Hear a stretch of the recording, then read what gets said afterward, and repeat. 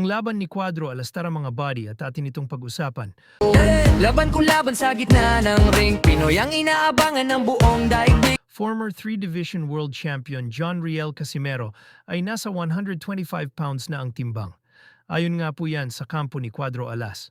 Isang magandang balita nga po yan para sa mga fans ni Casimero, ngunit bad news naman ito para sa kanyang mga bashers dahil halos kuha na nga po ni Casimero ang limit ng kanyang timbang.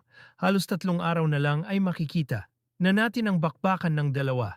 Isang magandang balita naman ang dumating dahil kahapon lang nga, mga body, ay dumating na rin sa Japan si former 2-division world champion Luis Pantera Neri. Talagang wala nang makakapigil pa sa magaganap na laban ng dalawang matitibay na boksingero. Samantala mga body, mamaya ay makikita na natin ang media workout ni Luis Neri. Kaya walang kukurap sa Sabado. Sa kabilang banda naman, mga body, 8th-division legend na si Manny Pacquiao ay dumating na sa Amerika kasama ang kanyang pamilya, ngunit wala pang malinaw na sagot. Mga body, kung dahil ba sa training kaya siya nagpunta ng Amerika?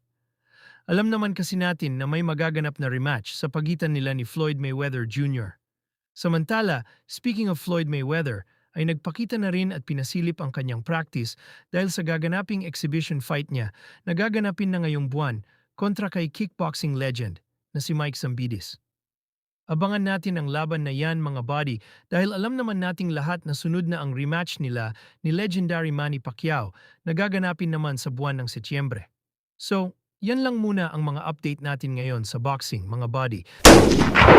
Sa mga gustong tumaya sa laban ni Casimero kontra kay Luis Neri at sa iba pang Pinoy na lalaban, ay mag-register lang kayo sa ating link na nasa comment section. At huwag kalimutang ilagay ang ating promo code na nasa screen. Kaya ano pa ang hinihintay ninyo mga body? Kaya na!